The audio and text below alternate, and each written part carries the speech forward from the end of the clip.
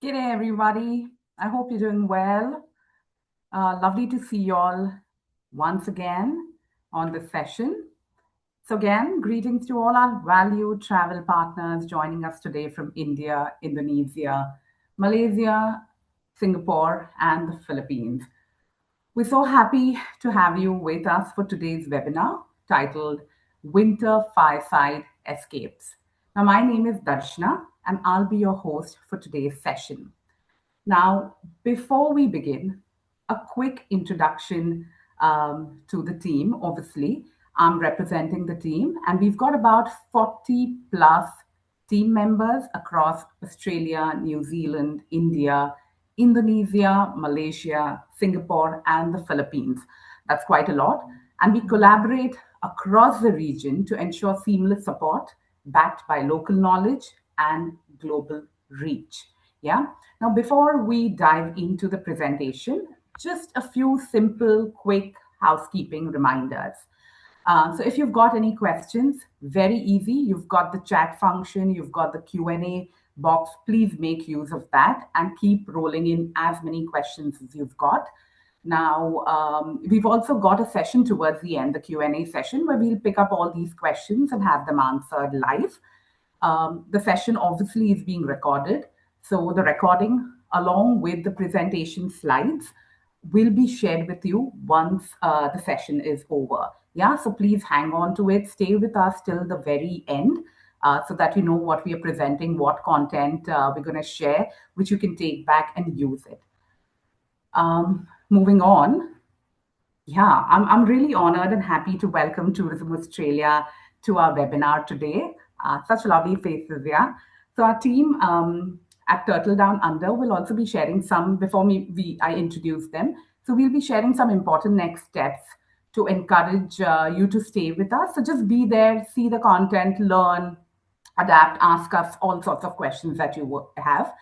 But on the screen and joining us today, we've got Maisha Mukadam, the Business Development Manager at Tourism Australia, and also Ushma Patel, who is our Aussie Specialist Program Coordinator for Tourism Australia. So happy that you could join us, and thank you so much, Maisha and Ushma. Maisha, the floor is all yours. Please go ahead.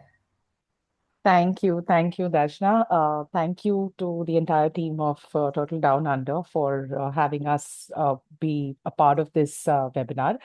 I think this is a great initiative in terms of, how we can do our best to share as much information possible. And thank you to all the participants for taking the time to come and attend this. I can assure you it's going to be a great learning because what we are focusing on, like Darshna shared earlier, we're going to talk about winters in Australia. And of what I know, I don't think that concept is that very well known and common to India, where we talk about Australia and the snow. So this is going to be a great opportunity for you to capture bites on how you can package a classic winter uh, offer for your customers. I just want to acknowledge the fact that right now, obviously, globally, the geopolitical situation is not very pleasant, and I think a big shout out to the entire travel fraternity for the resilience. And I know everybody is firefighting. And again, thank you for your support. And you're going to have a great session ahead. I'll hand it over back to Darshna to give you the next segment update. Thank you, Darshna.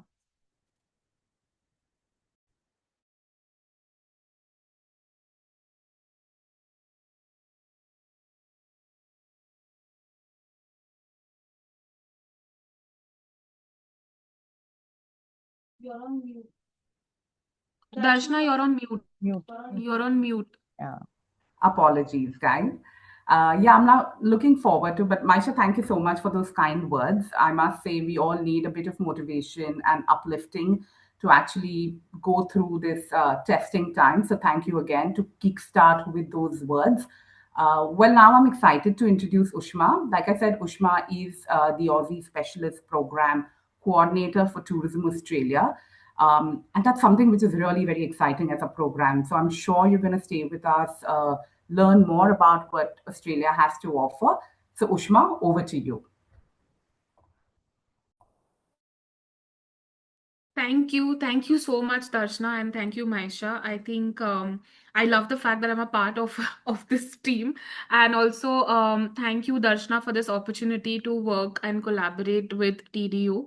I'll quickly kickstart with what we have to talk about, but just to give a little introduction, I think when we talk about Australia, we have always been advocates of promoting it as a 365-day year-round destination, but we also try and kind of educate the trade that there is also a part of winters in Australia which I think is untapped, and I think personally the best time to be there because of the fact that it's summertime here, and if you want to experience winters, if you want to kind of experience snow related activities or just be in that climate, run away from this heat, I think Australia has some of the best experiences to offer. Next slide, please.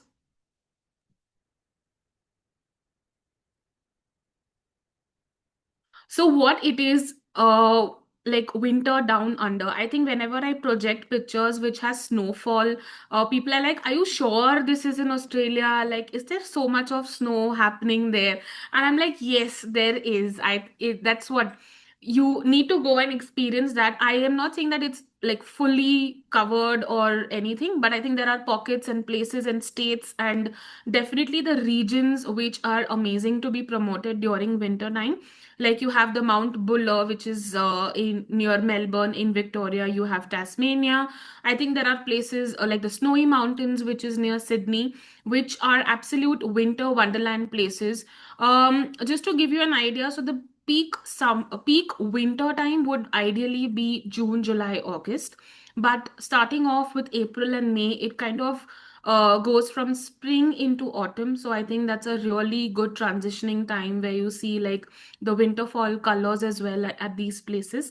Apart from this, not many would be aware, but we also have the southern lights. So the southern light phenomena is kind of scattered, but during your peak winter time, definitely a good time to be there. And if you're lucky enough, you get to also spot the southern lights. I think we in fact spotted something just like 2 days back.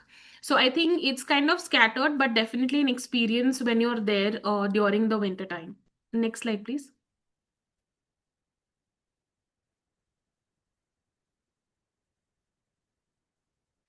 So kicking off with Victoria, what you see here in the picture is Mount Buller. It's about 3.5 hours away from Melbourne. You can drive down there. You also have, I think, you can, TDU would be the right people to guide you. How do you navigate yourself from Melbourne City into Mount Buller? It has fantastic accommodation options also. Something like how a ski destination would have, like your accommodation with a really good spa, some culinary experiences.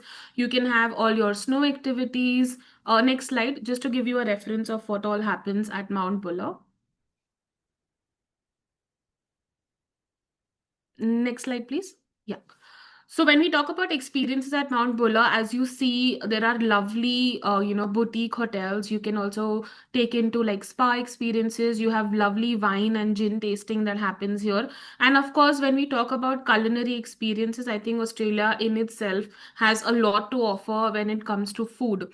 So usually, if you talk about an itinerary, definitely a 2 to 3 night experience at Mount Buller is highly recommended if you're there during the winters. One day could be an entire day of doing your snow experiences. One day could be just to relax and soak into the entire experience of being in a place like a winter wonderland place whilst you're there. Next slide.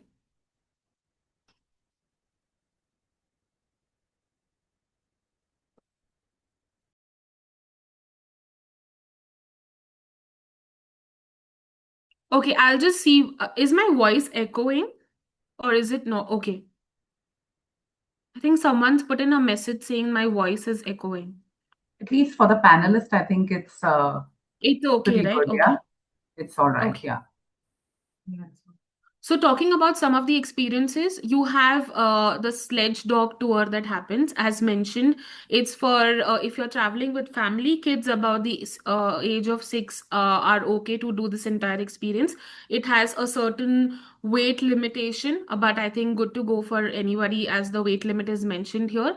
And ski wear is provided, and then bookings are, of course, essential for this experience because it's also peak time. Since Australia itself domestically also has its winter break during that time, so it tends to kind of get sold out pretty fast. So very important, any of the experiences or accommodation that you do needs to be booked well in advance.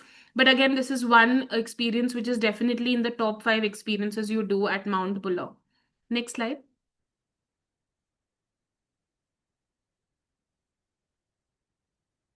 Apart from this, of course, there's skiing, there's snowboarding that you can do. You can do the chairlift, and you also have lovely winter fest. Also, it's mostly like, I would not say recreating Christmas, but it's more like how you have those winter markets.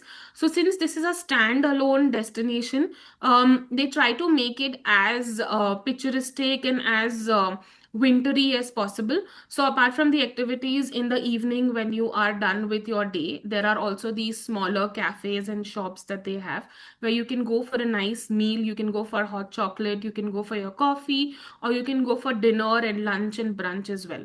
But if you're there, definitely make the most of all these activities which are pertaining to the whole winter experiences. Next slide, please. Darshana, I think we'll address the questions later on, right? I'm not picking up anything right That's now. correct. Perfect. Yeah. Keep Okay. sharing all your questions into the chat or the Q&A box, guys, and we'll take them towards the end. So please go Yeah. ahead, Osh, no problem. Next is coming from snow back to Mornington Peninsula Hot Springs. Now, this place is about 1.5, 2 hours away from Melbourne. You can actually club this with your experience at Mount Buller. So maybe once you are doing a drive from Melbourne to Mount Buller, on the way back, you can have like a nice 1 or a 2 night stay at Mornington Peninsula. What you see here in the picture are hot thermal pools. So most of the places over there, a property or a spa or a resort, will have these pools. There are two type of pools, so either you are in a public one which will have other people joining you, but they also have a provision of a private pool to yourself, which usually is booked for an hour.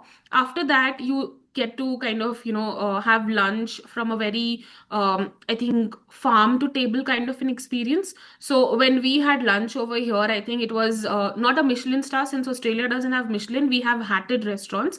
So some of the spas and properties over here are hatted restaurants which serve really good food. So usually it goes like from Mount Buller, you can come into Mornington Peninsula, check in, do your experience, have a nice lunch, stay there for a night, and the next day you can actually go back to Melbourne again. This experience is more for, I would say, like a honeymooner or a couple.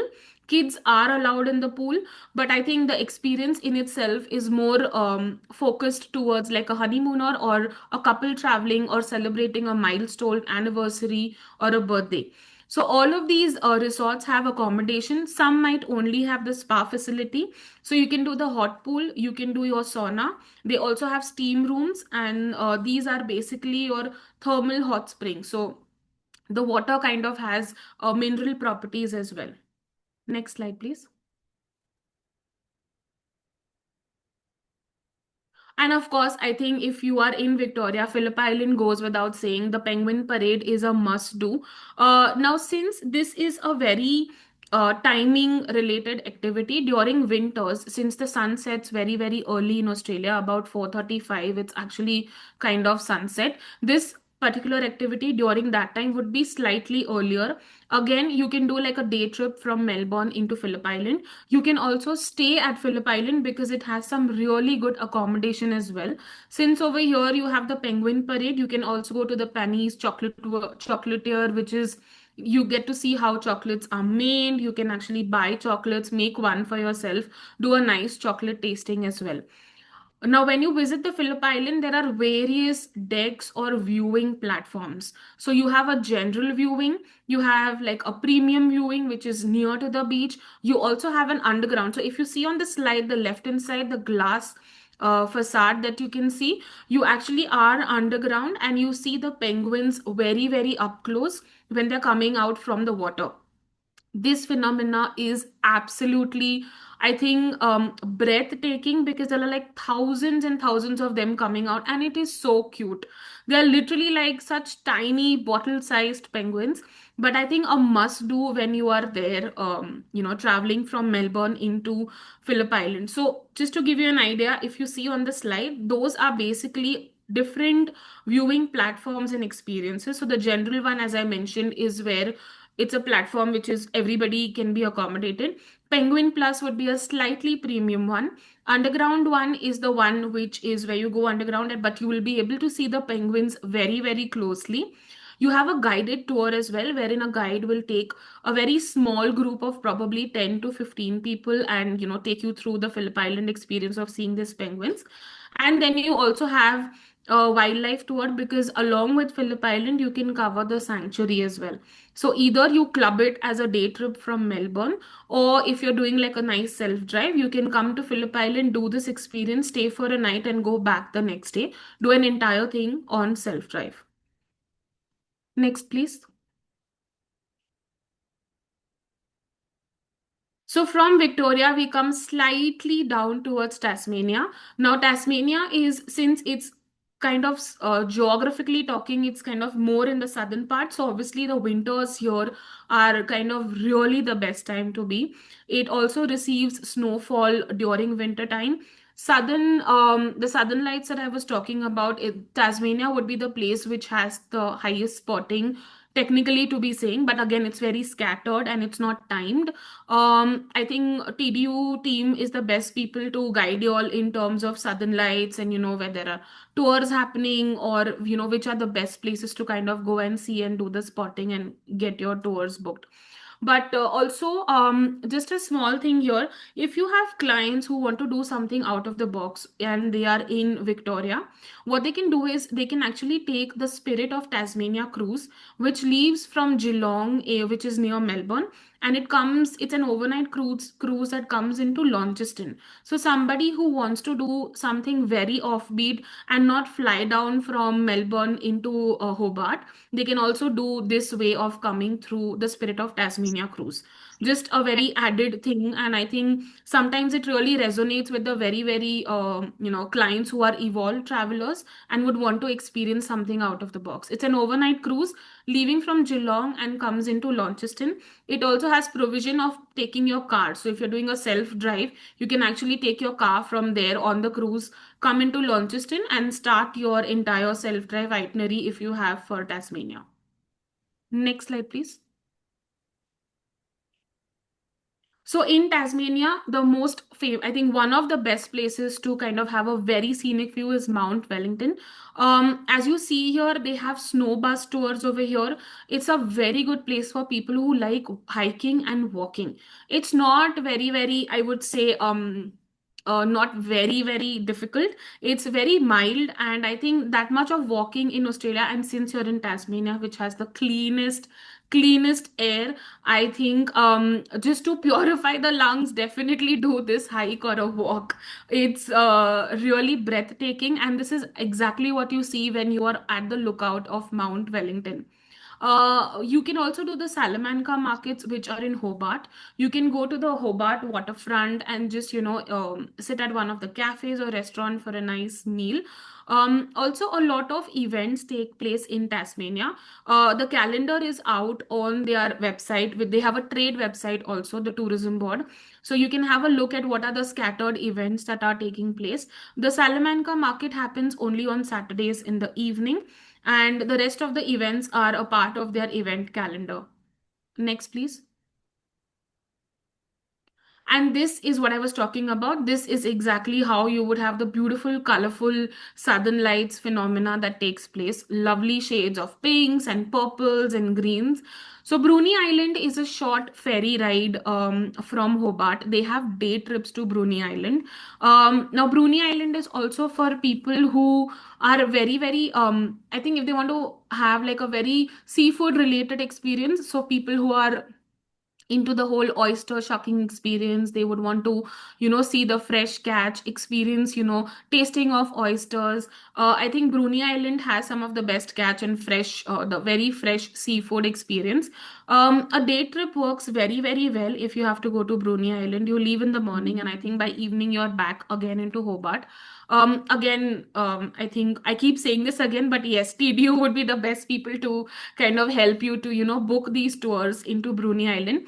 But definitely, when you're in Hobart, this is a must do. Either you do as a day trip, or you can stay there at the Brunei Island and then come back again. The accommodations will be very, very limited, so you need to keep that in mind. What you see in the picture is the lighthouse. So when you're at Brunei Island, you can go to the White House as well. And they also have a national park. So if you want to see the wildlife over there, I think one animal, the Tasmanian devil, is very, very peculiar to Tasmania. And there are these very cute nocturnal animals that are there. They do have them in the other parts of Australia, but in Tasmania is where you see them out there in the wild. Next, please. Cradle Mountain. So when you go to Cradle Mountain, I think this again, from Hobart, it's a very, very long day trip that happens. But if you don't want to go to the day trip, I think the tours that happen, either you self drive or you take like a tour, like a nice, 5, 6 day tour starting from Hobart, coming down to Cradle Mountain, doing your Launceston, and then going out of Tasmania. So Cradle Mountain can definitely be done for at least a 1 or a 2 nighter. Honestly, lots of places to see here, but what I would say is Tasmania as a state is something that you need to experience. So, not to make it very rushed, do not keep like a lot of things to do when people are there. Just let them soak into that entire experience of being around nature, within nature.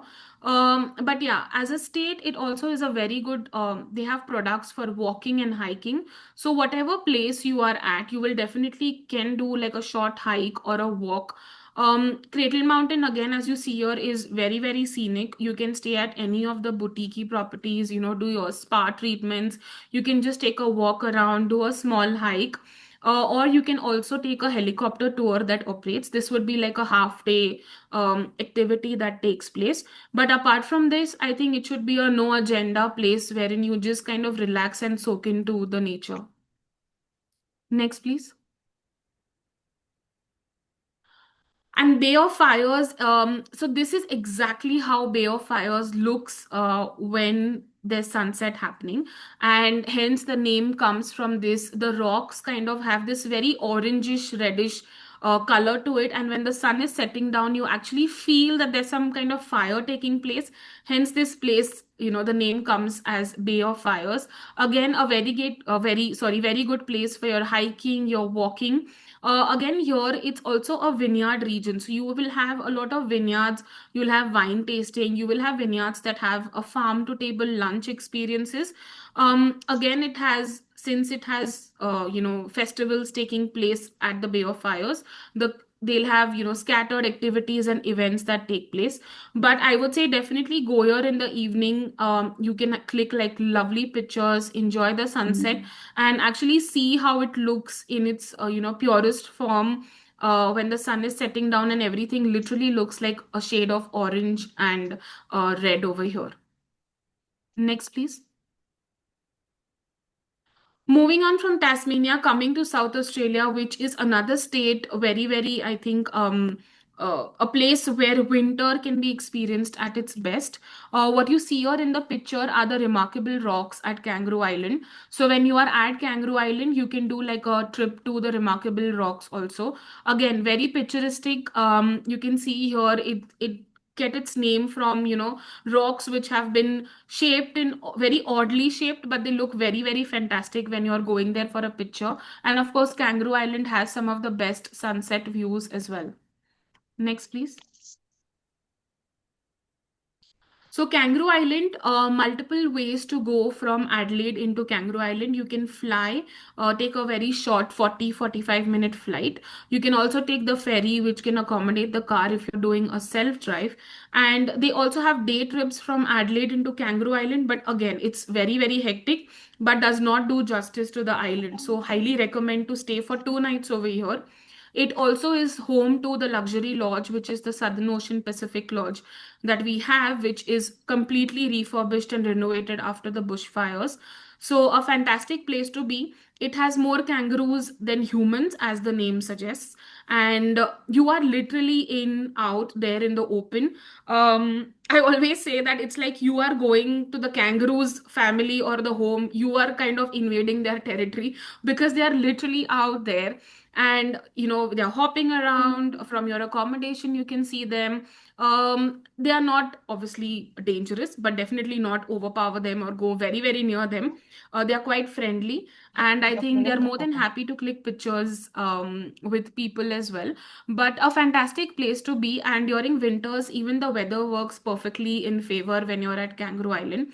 So what do you do there? You see the remarkable rocks. From here they have tours for that. You can actually go and take a nice cruise and see the entire area where they have the sea lion colony. They are so many of them and very very cute. They'll jump around, make noises. You can see the Admiral's Arch, which is like a beautiful place where remarkable rocks are. Usually, people go there and click amazing pictures because it's a very, Instagrammable place that we call nowadays. You also have, you can enjoy your sunsets while you're there, and of course, the kangaroo interaction because they are more in numbers when you're on the island. Next, please. When we talk about Flinders National Park, you also have certain experiences over here. One is because Kangaroo Island also has distilleries where you can do your gin tasting. You can have a nice lunch in between, the forest, like you see here in the picture. It's an amazing wine tasting combined with lunch, and you are literally in the middle of the forest. You can also spot some of the, Aussie wildlife over there whilst you're there, and it's in the middle of nowhere, so it's a very good experience as well. Apart from this, they also have quad bike and snorkeling at the beaches. So I think water activities, if you want to, you can go for snorkel or a dive. Or since it also has the sand and the desert, you can do your quad biking experience over there. And what you see here is the bushland brunch. So basically, you are inside the bushland and they kind of lay out a table for you, and they have lovely wine and spirits that you can enjoy with your lunch. Flinders also has really good stargazing sessions, so you can actually see the Milky Way. And during winters, since the sky is completely dark, I think it has the one of the darkest sky. So the stars and the Milky Way are really, really good to see while you're there. And they have these really good stargazing sessions that take place at Flinders, so you can book that as well. And I think since it's a very late night thing, once you're done with the stargazing, you stay there in a tent or in a tented accommodation, and then you come back the next morning. Next slide, please. And McLaren, I think the moment people see this picture, everybody know it's the Derenberg cube we are talking about. A very, very nicely structured, building just in the middle of the vineyard. So many floors. Every floor has a different immersive experience related to wine. I think you have your wine tasting, you have your cellars. You will see, what are the kind of wines that are made, and you're right there, literally inside a vineyard doing this. They have lunch options also over here paired with your wines that you taste. So a vineyard tour of McLaren from Adelaide, I think, should be your tick box activity. Also, somebody who enjoys, nice wine tasting and overlooking the entire of the vineyard. Have a lunch for sure. Handorf is about 1 hour away from Adelaide, which is a German town. So we usually recommend people to do Handorf because it's got a very nice German feel to it. And of course, when you are somewhere in between, which resonates with Germany, there has to be a lot of dessert and pastry tasting for sure when you're in Handorf. Adelaide Central Market, I think, is where you go for your shopping when you are in Adelaide. It's very, very centrally located. And the Art Gallery of South Australia is also in Adelaide. Again, these are places which you can also do, like not a day trip, but probably just half a day when you're in Adelaide. I think one place that I speak about also is Adelaide Hills, which is about 1 hour away from the city of Adelaide. It's a good day trip that departs from Adelaide. You go there. It's like you can say like a countryside sort of a thing. A lot of greenery, a lot of these smaller experiences that you have when you are in the outskirts of the city, and then you come back by evening or by late afternoon. And secondly, also speaking about Jurlique Farm. So Jurlique is a very high-end skincare brand which is there in Australia, and they have their farm near Adelaide. So they do like a nice half-day tour of the entire farm where they show you how their products are made, what are the ingredients that are used, and I think that kind of is a very nice immersive experience that they have at the Jurlique. Next, please. And of course, Adelaide Oval. I think one of the USP of this cricket ground is that you can actually climb on the rooftop of this ground when the match is taking place. So I think, at least speaking from a very India perspective, since we are a cricket heavy country, definitely climbing the rooftop is a high for any of the cricket lovers that we have, and also very accessible friendly. This activity is. So Adelaide Oval Tour along with the roof climb, I think is just kind of it's like a cherry on the cake.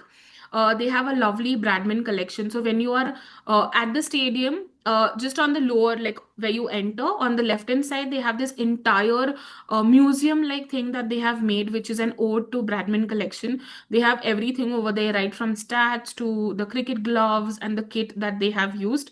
Along with this, also they host Australian Football League, so AFL as they call it. People who are into football know that this tournament is very, very big when it happens in Australia. Again, the roof climb is possible not only for cricket, but even if you have to go and see any of the football matches as well. And stadium has in-house restaurants. One thing also highlighting here, they have the Oval Hotel. So if you have somebody who's high on sports, wants to stay right there, at the stadium has an attached hotel called the Oval Hotel. In fact, the breakfast place of that particular hotel is facing the entire cricket ground. So I think that in itself is an experience. Imagine just, dining and having your breakfast where you're overlooking the entire of the stadium. So if you have somebody who's, kind of very, very sports heavy, wants to, have this entire experience, do make them stay at the Oval. It might not be exactly in the city center, it's in the CBD area of Adelaide. But still, I think anything in Adelaide is quite accessible. So even from CBD to get into city center would be a very short 10 to 15 minutes ride. Next slide, please. Yeah, okay. Sorry, if just post your questions if I have gone very fast. I'm really sorry, but more than happy to answer everything that's come on the Q&A. Thank you so much, Darshana. Wow, yeah, Ushma, I think that was stellar. The pictures were so aspirational. I think they were doing its own storytelling along with the knowledge that you shared. I think it was phenomenal. We've never seen Australia. I'm sure a lot of our trade partners haven't seen Australia in that light, and it looks surreal, winters in Australia. So, really, massive thanks for sharing all of those key insights, the minute details that you've shared. There's a lot of questions if you see around your day trips and all, which we'll obviously cover it later. But thanks again, Ushma. I think it was fabulous that you showed and you pictured Australia in a very, very beautifully different light. Yeah. So moving on, I will now take you through what is Turtle Down Under and who are we. Okay, guys. So we are a high performance DMC or an inbound tour operator. We've got like a dedicated local force that helps you curate and create itineraries that really are important and the way Australia has to be looked or experienced rather. So that is what we do. We've got our footprints present in Australia and New Zealand. And by that, I mean that we do curate itineraries and packages, products that are relevant to Australia as well as to New Zealand. And we are somebody who's like an extended family, yeah, for you all. So whenever your clients are in Australia, we do the job of handling them. We look after them as an extended family of yours. Moving on. Yeah, so we do try to create or add something additionally. So that's where the differential element comes into the picture. Sometimes, because of weather conditions or logistical planning, things can be unpredictable. So we prioritize. We've got a good, solid team. We've got a really big, solid team to prioritize and come into the picture with immediate fixes over explanations and wasting time. Yeah. So we believe in taking immediate action because that is what your client who's experiencing a holiday needs whenever there is something which is outside of human control. Moving on.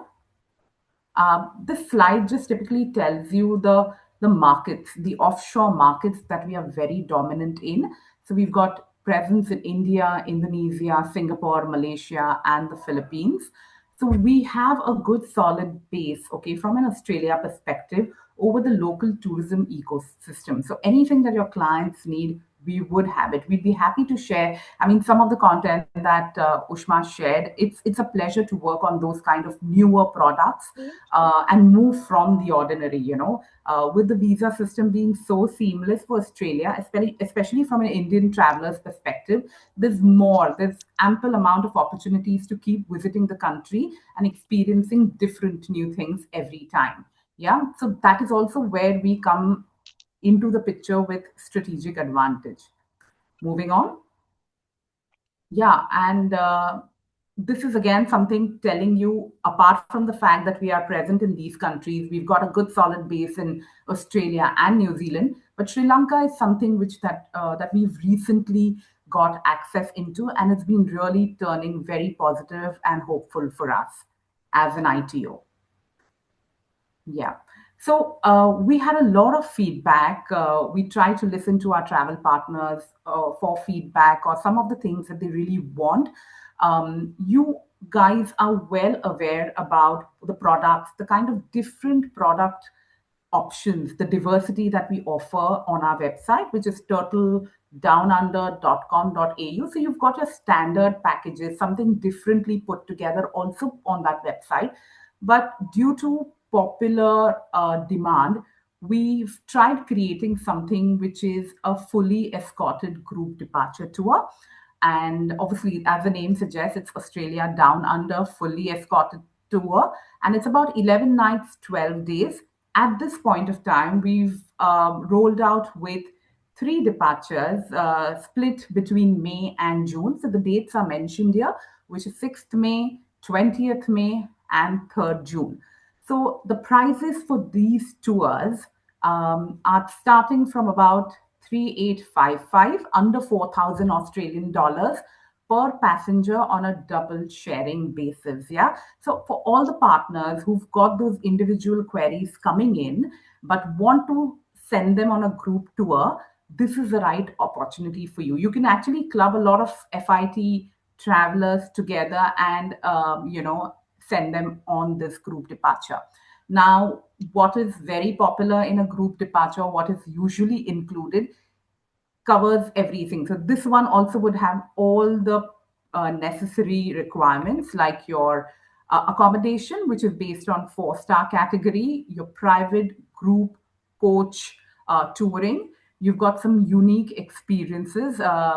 We've seen from the image over here that there is something which is like really offbeat and different that's being offered. You've got meals as part of it, and you've got entries into most major attractions.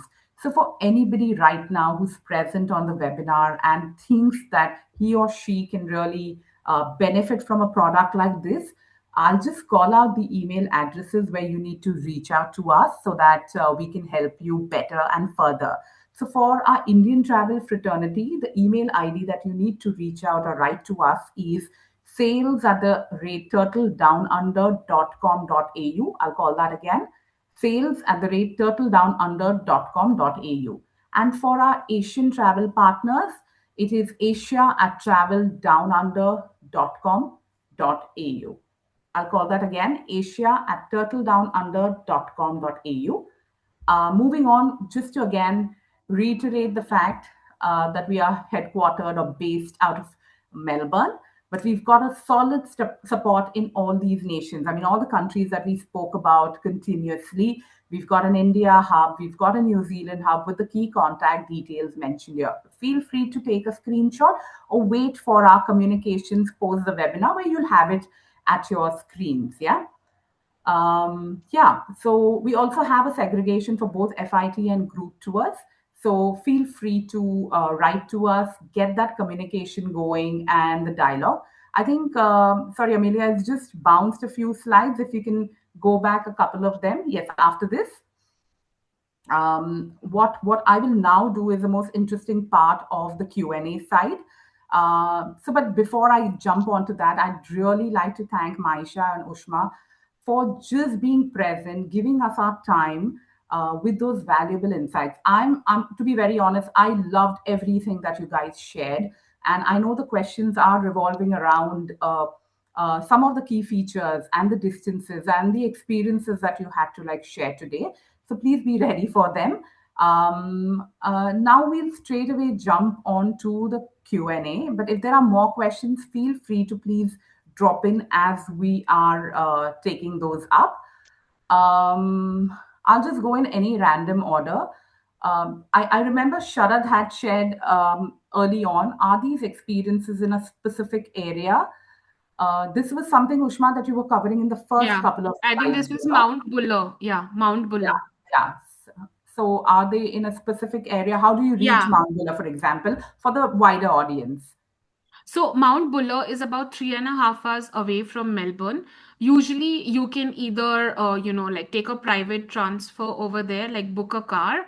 You can do a self drive as well. But since it's like a hilly area and also there's snow, you need to be accustomed to how do you drive in that particular region. So highly recommend to kind of take like a private one. They also do have certain SIC provision, but that's not as known as what a private transfer would be. So I think highly recommend a private transfer to Mount Buller. Stay there for about 2 nights, and they can either come back straight to Melbourne or they can do Mornington Peninsula for another additional night and then come back to Melbourne. Okay, that's great. I'm just going through the other question. For a day itinerary, what spots are better to offer, considering the distance that needs to be approachable and time saving? Ushma, is there any web page or website where we could have all this information? But as you were Yes, covering, I know you were addressing those distances, whether it's needed. Like yes, for example, Kangaroo Island, a couple of nights is needed when you're going that yeah, far, or even yeah, Phillip Island for that matter, right? yes, Just a day trip is not worth it. yeah. So if you could just touch upon those things quickly. Yeah, but I think this question is very broad because it says Yeah, a day generic. itinerary. But since we covered a couple of states, all of the states have day itineraries and day trips, as I mentioned. Like you have the Brunei Island from Hobart, Yeah. or you would have a very long Kangaroo Island from Adelaide. So I think it's a broader question, but most of these places have day trips and itinerary depending on what the client's needs are. Is it more to do with vineyards? Is it more to do with wildlife or etc.? I think considering that, I think it would be more specific to have the state. But I think the distances are not much. If you talk about from Melbourne, like Mount Buller's 3.5 hours. From Adelaide, Barossa Valley is about an hour's drive. You have Mornington Peninsula, which is about an hour and a half. So I think it's not very driving heavy and not very exhausting also. Oh, that's great. Good to know. Sorry, Ushman, just a question here. Mm. When we've got so much of information, you think the ASP program would cover a lot of this kind of a Yes, content? So when somebody is yes. studying and completing, he or she would be like an expert by the end, right? Would you Yeah, want so to the share that? yeah, so the yeah, thanks, Darshana.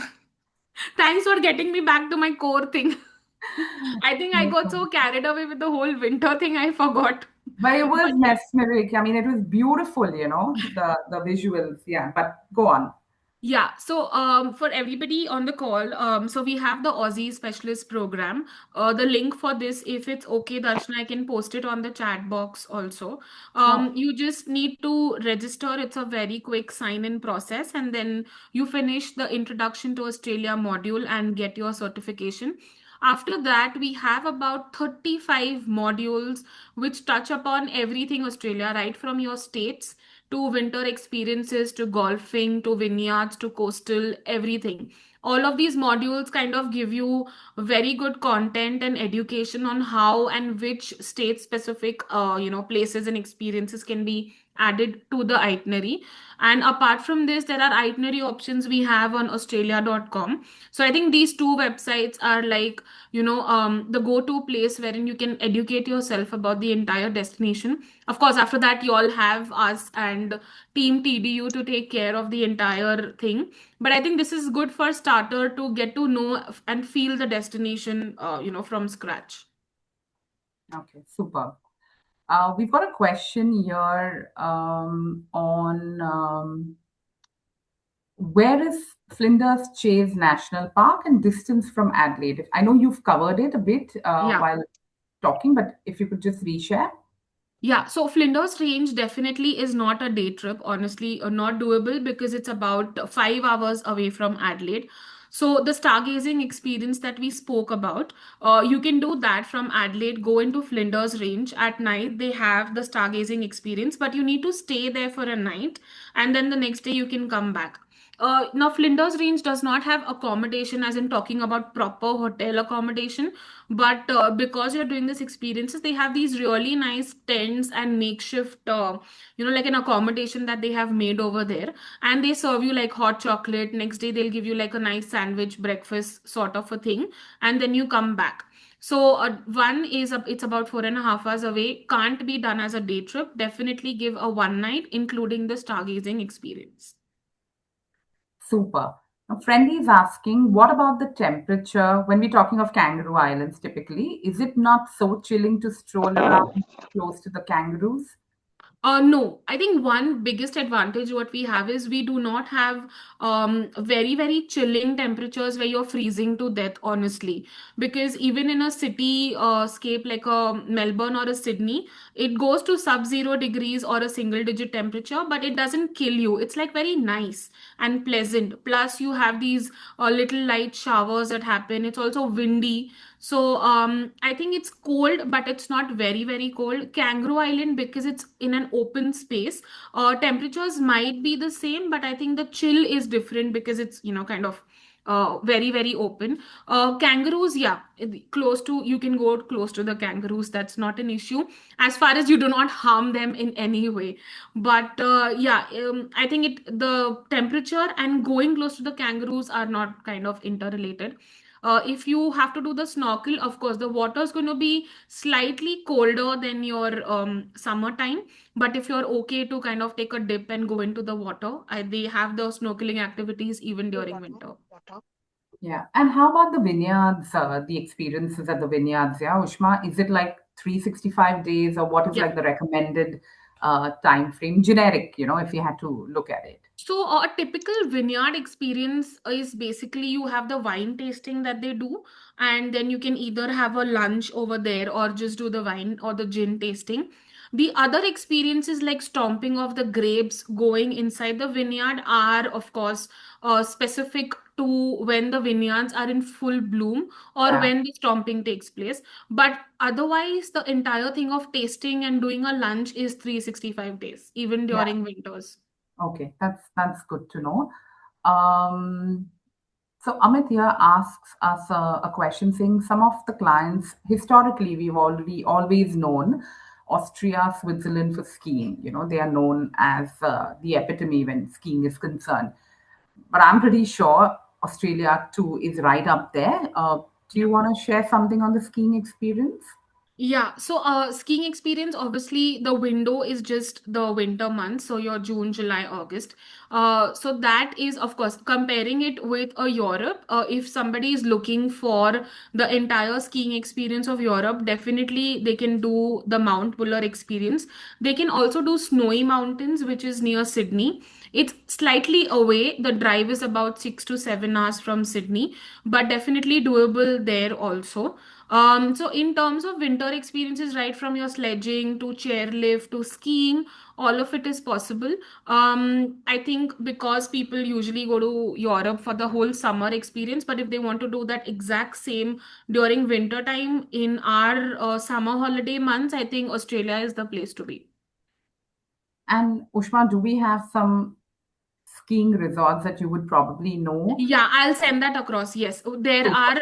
I would not say they have branded resorts or hotels in Mount Buller, but they definitely have the boutique ones, and I'll send across that list.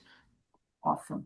I remember Bhagyashri having a question on please share itinerary and the costs for Southern Lines. That's something, Bhagyashri, you need to really reach out to TDU. And I know I'll just call out the ID so that everybody who's got a very, very itinerary focused question, need cost and rates and everything.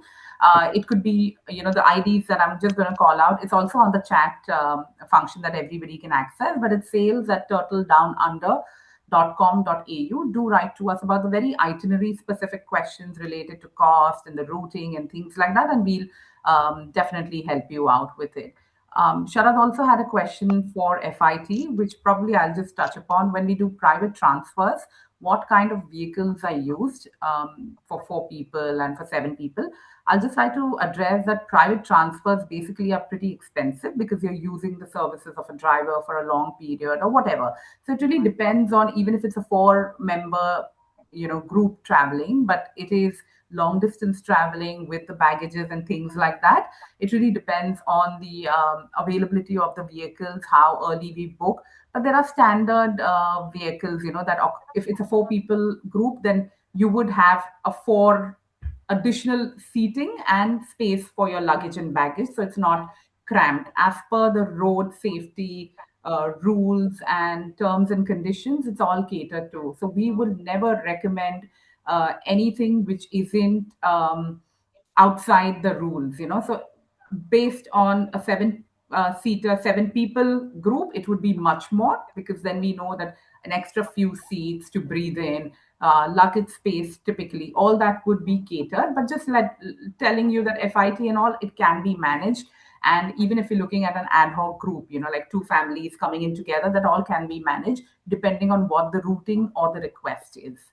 Ushma, thank you so much for sharing the Aussie Specialist course link. I would really recommend everybody who's not heard of it or who's not really logged on to it, please do that. I think the amount of knowledge or the confidence that one gets after completing a course like this is unparalleled, because if you've got your client talking and asking you questions immediately, like right at your face, you know what are the answers, you know how the routing works, and it's so clear that it's amazing. You're it's something which is deemed as when you get the specialist, you are deemed as trustworthy professional. Your art and craft. So please, for all of those who've not really understood the Aussie Specialist or have not heard of it, not completed, please do so.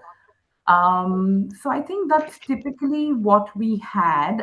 Yeah, and also, Ushma shared their website, which is australia.com. Please do have a look at it. There are heaps of ideas and content available. And this is content which really makes your everyday selling of Australia smooth and easy. Yeah, so do have a look at it. So yeah, that typically brings us to the close of our webinar. We really do hope you had a good time understanding and learning new places. I surely did, because I loved the way it was conducted by Ushma and Maisha. Thank you so much.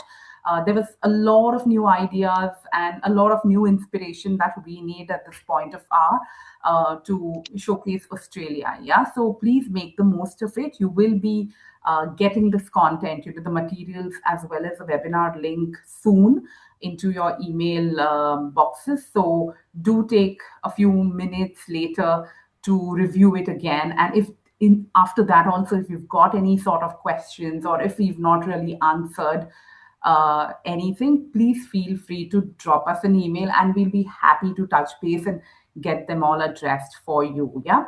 Now, we do also look forward for the next one. So our next webinar is on slow, peaceful living in Queensland. So please do watch out for that communications and the registration link. And we hope to see you again for the next one. So thank you once again, and we look forward to seeing you again and again whenever we do a webinar. Thank you, Team Australia, Ushma, Maisha. Thank you Thank for you. sparing that time Thank you so and much. Thank you. educating our audiences so wonderfully. Yeah, so thank you again, everybody. If you need more information on packages and content, obviously the team here at Team TA has already shared the useful links. Even from a Turtle Down Under perspective, visit our website, which is turtledownunder.com.au. For more information on packages, short packages, itineraries, take that in as an inspiration and feel free to engage with us. Yeah, and then we can make the journey for Australia much easier for you. But thank you once again for sparing the time, and we look forward to seeing you soon. Bye Thank bye. you. Bye bye.